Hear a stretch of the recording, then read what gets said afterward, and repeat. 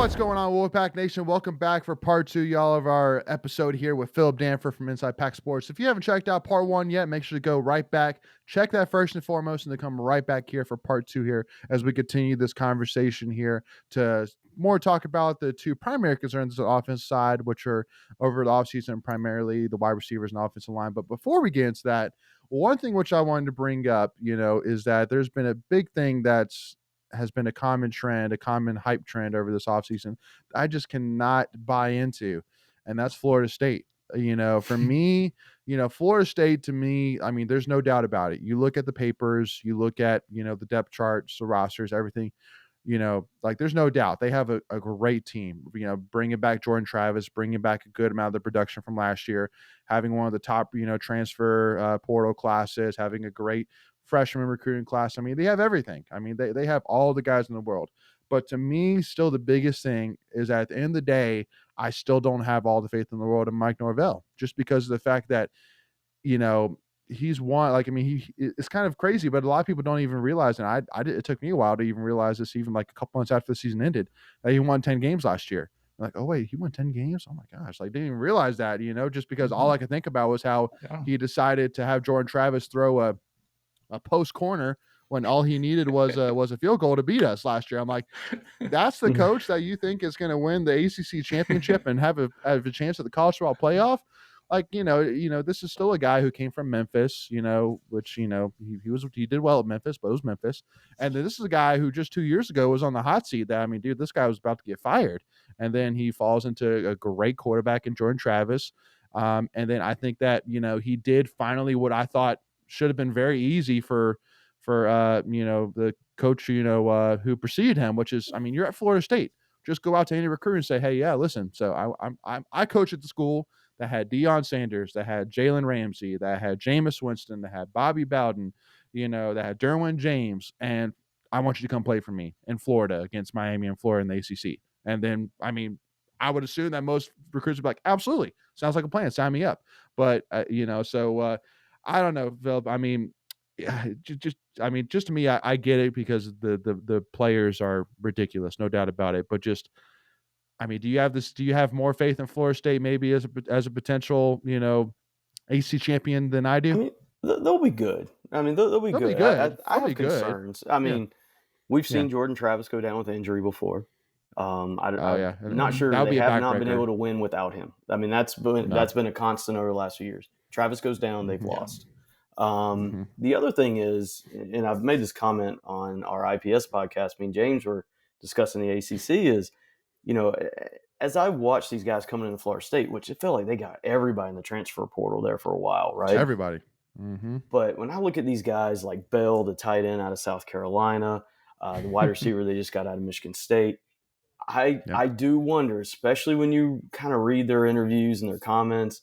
I've said it before.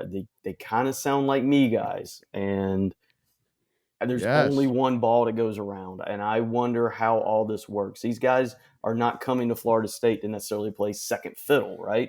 They brought in some big name players who were probably going to be option 1A at whatever school they were just at, and they come here. And how does that get spread? What is the culture like? And so I think that's one of the bigger kind of potential downfalls of bringing in all these highly rated guys at one time. What is the expectation amongst themselves for production and everything else that goes with it? Well, especially too, because I mean, coming right out of the gate, LSU is coming to your house. So, I think that if you stumble on LSU, then that can be, just the small fire, the small flame that needs to be, set to light off that firecracker in the locker room, where all of a sudden all these guys are saying, well, I should have gotten the ball more, or, I should have been playing more. Like, it doesn't take much when you don't have that chemistry, that locker room, combination. And then, you got, Southern Miss right after that for FSU, which, I mean, if you lose to LSU and then if you even make it a game against Southern Miss, then now it's really getting, crazy. And then 2 games after that, you go to Clemson. And so that, I mean, that could be the nail in the coffin, if you're, you are really correct, Philip, and they stumble and then, they face all those locker room issues. So, which again comes back to coaching. Like that's the biggest thing, is talking about coaching. And Phillip, I want to ask you, plainly, for, a guy like Dave Doeren, I want to kind of ask you this question. If Dave Doeren decided tomorrow morning to put out a press release and say, I am retiring from coaching and I am out as the NC State football head coach, which would be, man, that'd be really bad. But if that were to happen, in this world, where would you put Dave Doeren as on the all-time NC State coaching list? No, what have you done right now? So a couple of those guys I didn't see play, tough. right? I didn't see him coach. Tough. Lou Holtz and all. They're a little before my day. Sure. I mean, I am one of the guys who says probably the current iteration is the best iteration in the sense I think modern day basketball players today are better than they were in the 80s, right? I think LeBron James dominates, back then. And I mean, I know there's that discussion, James and Jordan, all that stuff. I think what Dave Doeren has done against a league in which everybody wants to win, everybody puts money and resources into it, and you're recruiting against the SEC and this powerhouse. And I mean, just look at all the teams that come into North Carolina and grab quality players, and you've got to fight against that, and you've got to find these kind of hidden gems like a Jalen Samuels, very under-recruited guy. I mean, to me, I'm putting him at the top of the NC State list, right? Especially for what I've seen. But, I mean, I just think doing it now is harder. I really do. And if you're excelling in this current day and age, I'm giving you a little more bump and credence than, some of the, older coaches. And part of that might be, let's face it, a little age-related bias maybe. But, I mean, that's just kind of how I see it, right? Everybody's trying to win now. And it's hard, right? It's hard. Yep. Yeah, no, again, I mean, and the craziest part is he's still only in his early 50s. I mean, he's still, he's still a pretty young coach, relatively to, the average age of most coaches in the country. So, I mean, he can still coach for a long time. Now, I know he's made it very clear that he wants to, I mean, even today, kind of hinted at, like, I would love to, retire and go tailgate with the rest of the fans and, have a little more vacation time and not be so stressed on game day, which I love. I mean, like, and see, that's another thing. What blows my mind is I'm like, dude, he is one of us. He gets us. He is us. Like, he is NC State. Like, I know he's not won the ACC championship. I get that, but I'm sitting here saying that is the only bad thing I could say about the man. That's the only thing. Like, again, I mean, besides maybe also too that he doesn't have top 10 recruiting classes. I mean, I know we had Richard Washington on. Just released episode a day ago as of this recording. And, he said, I would love to have, top 10 recruiting classes. And I'm like, well, yeah, I would too. But I would feel like that. I mean, unless you're Nick Saban or unless you're, Kirby Smart, it's very tough to be a top 10 recruiting class, but also be able to develop guys. It's usually one or the other. You either are getting all these guys, but struggle developing them, or you get, mid-tier guys, but you develop them. And so for me, I'd rather get the guys that Doeren wants and develop them than being UNC and getting these top big time guys like, Storm Duck, and then he's getting Moss and Tony Grimes getting mossed in the end zone. It's like those are 5 stars. And yet you have 3-star Mecca Mezzi, like, putting them on posters. So, again, that's another mini Doeren rant there from my end, but I can't help it. Again, I am I truly do believe that 90% of State fans are bought in on Doeren, but so to me, I'm kind of like starting like a picket fence, being like, I want Doeren to be 1% more accepted, each day, like, just I want it to be, slowly but surely until 100%, because that guy's a great thing for NC State, no doubt. Before we continue, I want to take a quick second to tell you about our sponsor, Flightlands Jessup Insurance Group, that has your whole world covered, with agents in 5 offices throughout eastern North Carolina to help you decide how much coverage you need. Offering policies for home and auto, recreational vehicles, commercial, crop, health, life, and employee benefits. They are able to combine options to find a comprehensive solution that works for you. Flightlands Jessup protects the things you love so you can spend less time worrying and more time enjoying them. Find them on Facebook and Instagram at Flightlands Jessup. You can also visit their webpage at www.flightlandsjessup.com.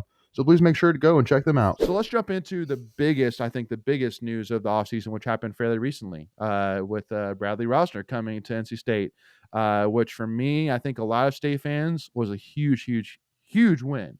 I know you and I were, texting a little bit about it just between two of us. And I mean, even before he committed, saying, I mean, this is a guy that immediately brings more leadership to the offense. Brings experience, but also brings size, speed, you name it. He's a matchup, nightmare, but also too, I think primarily just more gives you the size. Cause I think looking at the wide receiver locker room, and I want to kind of get your thoughts, but like Florida State, they like one of the biggest things they like drool over with the Florida State is their wide receivers, or like they have like 3 wide receivers that are over 6'5" or 6'6". And so it's like, well, okay, well now we have a guy that's 6'5", 6'6", so and because we just don't have a lot of height, on the wide receiver side. So I mean, is that extra dimension that is a really big key that Rozner can bring, is bring you a little bit more size to maybe run some fade routes or something like that where size is requested, maybe is the word for it. I mean, of course. I mean, size isn't going to hurt, right? If you're fast and big, I'll take that all day. And sure, I do think, and now there's been some interesting discussions, right? Of is the wide receiver room fine the way it is? Should you bring in another guy? I've kind of landed the whole offseason that if there's another guy out there, I think they should go get him. And my only hang up was I don't know who else is out there, right? That was my whole thing is I'd love to go get another guy. I don't know who you're going to get, and let's not waste a scholarship, right? So out of this whole situation, I'm astonished a player of the quality of Bradley Rozner was available that late in the game. Because let's face it, if he's in the portal, let's say in January, all these other teams that have open scholarships, I don't know if he ends up at NC State, right? I think the timing of this really played a role into him landing in Raleigh.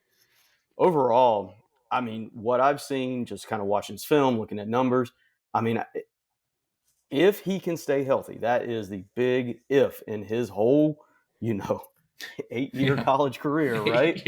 I mean, it's wild. And so he really fills a spot. Like, I like him on the outside. When you look at how Robert and I likes those bigger guys that can work over the middle, right? Rozner could fit that role. One of the things, I think we talked about this a little bit in our text conversation. I felt last year, one of the pieces they really missed was the ability to catch that kind of deep sideline fade, so to speak, right? And I say that because who's the guy we're going to throw it to most likely? It's going to be Devin Carter. But at the same time, that is one of the major aspects. I felt he was so inconsistent, judging those balls over the shoulder, right? We've seen him short arm them and they end up too far out in front. We've kind of seen him just not really judge them. Right now, he's had some great ones. Don't get me wrong, but it's the inconsistency of it that I think kind of flashed to me. When you go back and look at Rozner, and I try not to just look at highlights, right? Actually pull up the game on YouTube. See the ones he didn't catch, right? Why didn't he catch all? But he seems very consistent in this particular aspect. He seems very comfortable catching the ball over his shoulder. So I think he kind of fills a void that existed, not even just last year, but with Devin Carter gone. I don't know. Maybe Timmons is that guy. Anthony Smith, maybe. I don't know. We've seen him kind of miss a few of them out there. I know there's a whole big debate about Anthony Smith. Don't get me wrong. I've read all of that. I've read that conversation. Part of me hesitated to jump in on it. But I kind of feel Rozner fills this hole. And the other thing, and this is part of our conversation as well, is with the transfer portal in this day and age, I find it hard to just simply say, yeah, we have a lot of potential, we're okay. It feels like if you can go out and get a guy immediately with proven production, you don't have to just rely on potential all the time anymore, right? You don't have to build up these classes. And, I mean, how many years, think back pre-portal, or that a school like NC State might have to build up to a certain class. And you say, this is our year, right? So it's a lot of potential, maybe year 1 and year 2 and all that, while the production builds. We don't have to take so long anymore to do that. When I look at receiver, and it feels like that is one of the positions where there's usually a lot of them in the portal. That's the way I felt. I didn't know who was out there, but if there was somebody there that could fill that production hole that was missing, I think you go out and fill it. And so, I love the Rozner pickup. I really do. That's who I've kind of picked out of this group. Him and Julian Gray, I kind of have pegged when I look at the NI offense that I think big potential from the receiver position. I know Penix, right? I do think Penix will have a good year too. But in the receiver position, that's who I think really one of those two, if not both. I think one of them explodes this year. I really do. Yeah. That's kind of how I feel too. That like I was, feeling okay about the receiver room because like you said, I think we do have a lot of potential, but that's a big risk to bank on the potential. Right. But so getting a guy like Rozner, I mean it just made me feel like, okay, we're solid, and especially with the way Anai's offense will work, hopefully, then that just solidifies my confidence in them. Yeah. Well, and to me, like, kind of a metaphor, which I think about, when it comes to today's day and age, with how the transfer portal is that like, kind of look at as that, like your roster is like an ice cream cup, right? Well, but like imagine like basically obviously with every team you get a certain amount of scholarships, right? So you're basically saying for this year I have this much to use. Well, imagine that being the size of the cup. Basically the ice cream person says, I'm going to charge you a base price for that ice cream cup. So whatever you fit inside of it, I'm going to charge you the same amount no matter what. So I mean, yeah, I mean, so if like I'm a guy that loves like vanilla ice cream with some fudge and a brownie, so like I could just put that in there and I'd be very happy with that. But if I'm saying, hey, I got a little bit of room here to add some sprinkles, maybe a little bit of cookie dough on it, sure, I'll take it. I'd be happy with just what I had, but if I can have that to make it a little bit better, if I'm still paying the same price no matter what, then before I eat this, then great. So to me, it's kind of like with Rozner. It's like, hey, listen, if I can add some, cookie dough to this already ice cream that I know I'm going to love, then great. I have no issue with it because, at the end of the day, that scholarship is going to be used by somebody, whether it's a walk on or whatever it may be. So, if it can go to a guy that can help us, at during a big moment, then so be it. Sounds Definitely. Good. So, yeah. So, I mean, metaphor was that, Love pretty it. solid metaphor, hopefully. Yeah. Oh, yeah. I like There it. you go, man. That sounds pretty good. Let's go. All right, appreciate it. Yeah, no, I think with Roger too, and maybe another thing too is that just since he came from Rice, not a whole lot of footage on him. Like, I know like even when he announced, like it was pretty much just the same replay of the same like 2 or 3 plays, highlights that he had during his time.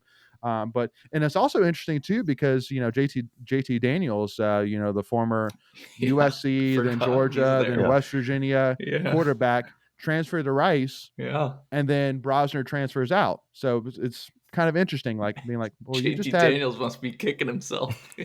Well, yeah, no kidding. So anyway, though, but now I think talking about the offensive line. To me, I think this is like in the entire team, this is the only spot that I'm like, that I just kind of like, I see the potential and I hope it works out. But I think that there's a couple things. First of all, obviously having a new head coach, losing Garrison last year and now bringing in Garrett Tujay, definitely kind of hinders just because now, Tujay has to learn, everybody, relearn their tendencies, even maybe put in their own, blocking protection, counts, whatever that may be. So a little bit of adjustment there. But to me, I think that, you have, your solid guys, you have your 3 main solid guys. And so I think my thing right now with offensive lines, I think you can make a starting lineup, but I think it's what's behind it that is kind of the question marks. Like I know the transfer from Oregon, is a guy that has experience from, at playing guard and tackle. So he could, maybe jump into one of those guard spots.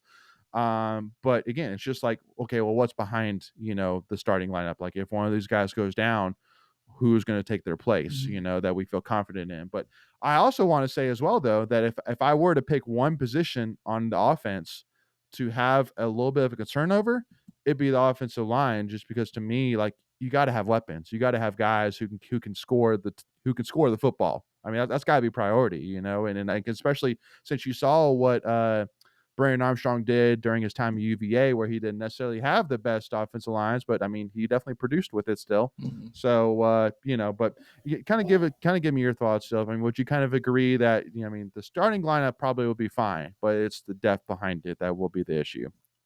Yeah. Offensive line is definitely number one on my list in terms of I'm eager to see how this plays out through fall camp. I do believe there's some potential holes there. I do. Now, that's a tough position to grab in the transfer portal because, frankly, there are limited offensive linemen who can play at a high level. It is hard to get a quality one through the portal. no, I think they did pretty good to get Jaramillo. Alex G and myself, I think we're going to run it on the IPS website sometime here soon. We did a breakdown, got the coach's film from Oregon, breakdown of him playing the guard position, tackle position, talked about where we think he plays best. And I think we both, I'll tell you right now, we think he's a guard. We both think we landed on, because there was, when he first came to NC State, I think maybe Steve Williams interviewed him. I could be wrong on that, but Steve James, one of them. And he said, yeah, no, I'm potentially coming in to play tackle. I think both of us are like, no, he's a guard. Like I think that's his best position, but he did play tackle. If you think back, you remember when Oregon beat Ohio State in the Horseshoe a couple years ago? He played tackle, left tackle in that game. And so that's one of the games we look back on and kind of we're talking about his technique and stuff like that and just how he plays, right? How the aggressiveness level that he plays. And we think really it's probably a guard fit. But hey, as a whole, the offensive line, I do worry about the guard positions, both of them, frankly, left guard, right guard.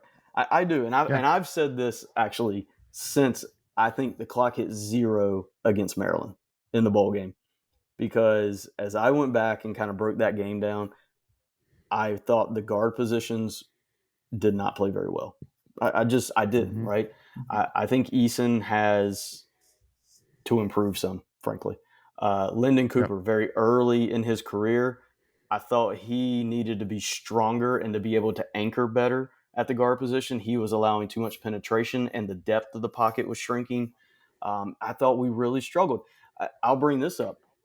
We had so I always chart yards before contact, yards after contact on run plays. In that bowl game, the yards before contact in our running game was 0.17. That's atrocious. All right, that's atrocious. I mean, they were not getting a push, right? And I look at that line and I say, this is somewhat what it's going to be to start the year potentially, right? So I actually came out of that game and I was like, man, we've got to kind of get this rectified for next year. I think Jaramillo plays one of the spots. Like, I think ultimately that's where he has to. Yeah. Left guard is where I would probably say, because that's where he played at Oregon in the guard spot, but I think he has to be there. Well, especially it's Michael, let me add one thing and I'll let you add into here. So I just did a little bit of research, and so it's interesting. If you look at the roster for 2023 and you look at all the offensive line, there are only 5 upperclassmen. And those 5 are presumably the 5 starters: Anthony Belton, McMahon, McKay, Jaramillo, and Derek Eason. But then all the rest of them are sophomores or younger. So it's a very young room, very young, incredibly young. So go ahead, Michael. Yeah, I think, though, if you're going to have questions, I don't know if you agree with this or not, I think probably guard is the best place, because you can sometimes – because obviously center is most of the time calling your protections and center's the quarterback of the ball, offensive line. And then your tackles, we know those are protect the edge. Second highest paid position in the NFL. But your guards, you can sometimes kind of hide your weaknesses there, whether you're helping with the center, helping off the center, or helping off the tackle. Would you agree with that? Yeah, no, I fully agree. I mean, you can do different things, right, to kind of, whether it's, turning the center a certain way. I mean, you see this quite a bit. You play against a quality defensive tackle. Guess which way that center is going to turn 9 out of 10 times, right? He's going to help on that, high-end defensive tackle that's playing on the interior. So you can definitely help it. Slide protections, right, where you just kind of got everybody, you got elephants, in a row, just all moving in one direction. They're there helping each other out. So you can definitely do some things to help those interior positions. They're not as much of an island spot as, say, your left and right tackles. But I agree with you. I mean, Anthony Carter could step in there and play, right? There's somebody else. I know I'm blanking on him right now. There's a fourth one I had in my head before we started talking. I can't think of it right now. Patrick Petain, or is he a tackle? Hopefully. He's tackle. Who? Patrick No. Petain. I had somebody else. Hopefully Rylan Van, which, I mean, obviously if he's anything like a beast like his brother, then, I mean, hopefully he can be pretty half-decent offensive lineman too, so. I'll say, too, about the O-line, right? So I think guard spot is where I'm most interested, just to kind of see, like, what kind of – do they potentially land on a rotation to kind of start? Are they going to be set? I mean, because I think it could go a number of different ways, frankly. But I think you also need to pay attention to the left tackle spot. right? So Anthony Belton's out there, right? And we saw the other day Jim Nagy from the Senior Bowl tweeting about Anthony Belton. It seemed like some other teams were potentially sniffing around Anthony Belton to see if he's willing to get in the portal, because you do not come across guys with his traits every day, right? Yeah. Big, long arms. I mean, he seems like he can move in that small box that is left tackle at times, right? Can, do some things that not everybody can do. But let's keep in mind, he did start last year, and he did eventually kind of lose his starting spot, right? Yeah. And I went back and watched some of Anthony the Belton? Yep. By the end of the year, he wasn't They put starting. Spies. Yeah, they put Spies at left tackle and McKay was at right tackle. So towards the end of the year, second half of the year, he was playing more sparingly. He played each game, I'm pretty sure, but it was sparing. And so I think when you go back and watch him, my kind of note on his game was he needs a little bit of that icky, right? He's a big dude. He needs to get a little nastier, in my opinion. I thought he let defensive ends kind of get into him first and initiate contact on too much of a regular basis, and that too much influenced his actions. I'd like to see him be a little more offensive in the way he approaches that position. But the other thing, which I'll say, and now this is defending him, last year, think about who NC State played. When you talk about the edge position, they played a tremendous group of edge rushers, whether you're talking Tyree Wilson, who was a top 5 pick in the NFL draft from Texas Tech, to Miles Murphy. They played a little bit of Jared Verse. I know he was not healthy the whole game, but they played a tremendous group of pass rushers last year, especially off the edge. They are not going to have that same group this year. So he's got that experience. He did get beat some, right? I'll tell you this, Miles Murphy gave him a hard time in that Clemson game, right? He went up against a high-end NFL pass rusher. He's now got that in his back pocket, right? And so I think that eventually helps him, but pay attention to this left tackle spot, right? Can he learn from it? He has the traits that everybody wants in a left tackle. Now it's a matter of building that experience to go with it. Yeah, I agree. Now, my last question here to kind of wrap this up, Phillip, is so I know that, again, make sure Wolfpack Nation to go check out Phillip and Alex's breakdowns of, all of the opponents. I think you've done you've done 4 per part, and you've done 2 parts, so you've done the first 8 teams so far, correct, Phillip? Yep. And we've got the third one recorded, okay. So it's coming out soon. So. On the way, cool. So make sure to go and check that out. But so I know you did talk about the UConn game, which for me is a big one because first of all, it's the first game. It's the next game on the schedule, but also too because I made the decision to join my good buddy Greg the Leg and fly up the day of for the UConn game and go check it out. And seeing UConn, how they're really trying to sell that game out, and there's a lot of hype for that game. But I also see where anywhere depending on where you look, a 15, 16 point favorite. Mm-hmm.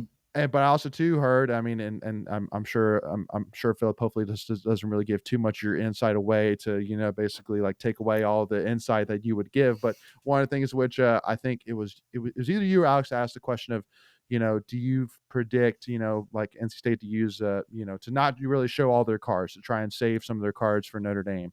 And you were like, yeah, no, I expect that. So, should I be concerned at all? Not at all. Should I be relatively concerned, or should I feel pretty confident heading to that game? Because I will be honest, especially heading into a game, first game of the year, new offense, new quarterback, a very hyped UConn team that even though we crushed them last year on the road, it's on the road. They're getting a little bit more excited. I'm sitting here going, oh my God, I really hope I'm not about to fly all the way up there just to see us lose the first game of the year. That would be awful. Oh, goodness. Awful. Oh, yeah.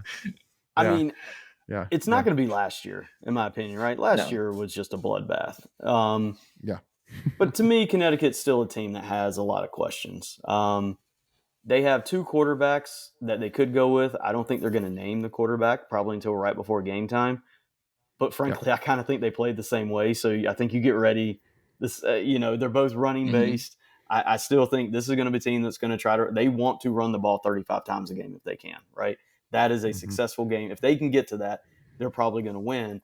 And so I think, obviously, you start with stopping the run against them. They do have some pretty good defensive players, which, they had the defensive tackle that came out in the NFL draft a couple of years ago They have another kid, edge rusher on the line right now, and another guy in the secondary. Two pretty high-end players. They'll probably go in the NFL. So they do have some players, don't get me wrong. But, yeah, I did. So I was actually when I asked Alex this question, I said, do you think they hold back? Is Connecticut good enough that they have to actually show the full playbook, or can they do enough, get by, save a few things for Notre Dame, which I think they probably will regardless. But what did you say the line was, 15, 16? 15, 16, depending where you look, yeah. Okay, I hadn't seen the line on this one yet. 15, 16. Yeah. Oh, boy. I mean, I think I'm still probably leaning State will cover that. And I know it's a big number. Don't get me wrong. I'm not sure I would put money on it, but I would think if we're just, picking, I think I'd probably still take State. I just think State is overall a better team. UConn did make a bowl game last year, but a little bit smoke and mirrors, in my opinion. They hit some teams just right. Like Liberty, they hit Liberty as Hugh Freeze was walking out the door, and Liberty just quit, right? And so they hit some teams right. They just did, right? And they made a bowl game. Good for their program. They hadn't done that in a long time. But then they go up against Marshall in the bowl game, and they act like they've never seen offensive football in their life. And it was one of the worst offensive performances for about 50 minutes until the end, and Marshall kind of backed off. But I still remember that Myrtle Beach bowl game, watching it. That was one of those games that's on like a Thursday at 2:00, right? And I remember having it on while I'm working, and just UConn cannot move the ball offensively. Like, it was just awful to watch. So that is my lasting memory. It is. And so maybe I'm too biased by it, but I'm just not sure you get that much better in the offseason knowing they didn't change major pieces of it. Right. Well, and the fact that, like, the biggest thing comes to mind for me is Vegas knows everything, and so I look at last year and I look at the ECU game, and I think we were like 8-9 point favorites, I think, heading into that game for ECU. Yeah, right, Michael? I think by game time it got down to 8.5 or 9. Yeah, right. So not overwhelming favorites, like favorites, but not like like, oh, you should beat the brakes off on favorites. But now you go into, once again, a game that I'm sure UConn fans are very excited about, no doubt. I mean, again, they're trying to sell the thing out, and so a lot of people say, well, is this a trap game? And for me, I always look at it as a trap game. Trap game shouldn't be the first game of the year. Like, to me, that shouldn't be a definition of a trap game. It's the first game of the year, because you should be focused on that. Now, I know a lot of people might say, well, we almost lost to ECU last year. And I would say, well, but see, trap game for me more of is a game where you go into it and you think you're going to, you're going to, smoke them. And so you're looking to the next game. And so you're just not really focused there mentally. We didn't almost lose that game against ECU because I think we were not focused. I think it's honestly, we thought it was just a one-time thing, but it really was a story that there was just issues that offensively that we just never figured out the whole season, for the most part. And ECU just took advantage, and just, we put our defense in some really tough spots, and also obviously some decisions that bit us in the butt, such as the going for on 4th and goal, where, in hindsight 2020, if you had kicked that, 13-yard field goal, then, it wouldn't have even been close, but yeah, I mean, that's kind of my biggest thing is, for all the people saying, well, we almost lost to ECU last year. Well, a little bit different, but hopefully this year is a little different. So I'll say Coach Doeren mentioned this today, and I think this is very applicable to Connecticut. This will be a tough prep for them, right?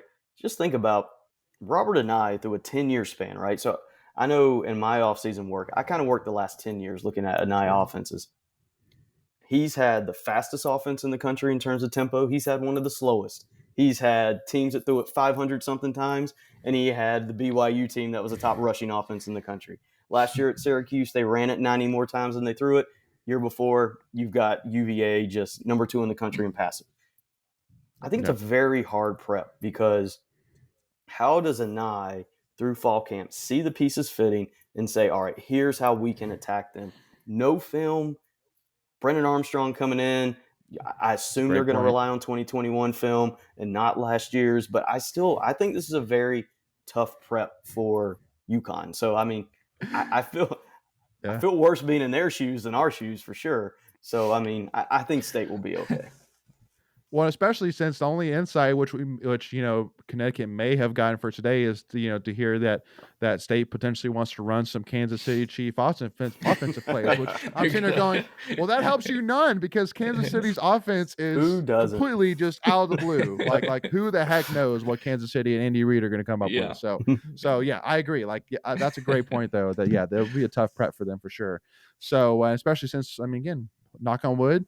Knocking on wood over here, we should be fairly healthy heading into that game. So that should be a big thing too. But anyway, Phil, well, thank you so much again for your time. Really do appreciate it. This was a ton of fun. Really love this conversation. And so, first of all, once again, Wolfpack Nation, just make sure to go check out, Inside Pack Sports, James Henderson, Steve Williams do a great job over there, and have a great team over there, including PHILLIP Danford, who again does some unbelievable film breakdowns. So if you want to check out more of Philip's stuff, make sure to go and check out IPS, and again, a ton of great inside content there, even beyond just the fan and the fan side that we at Tuffy Talk give here. So anything else, Philip, at all that I forgot to plug in there?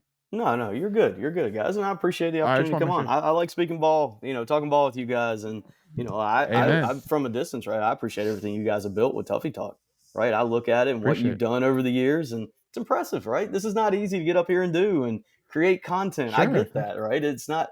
I sit down some nights and I'm like, what am I going to write about? What am I going to make a video about? Like, Mhm.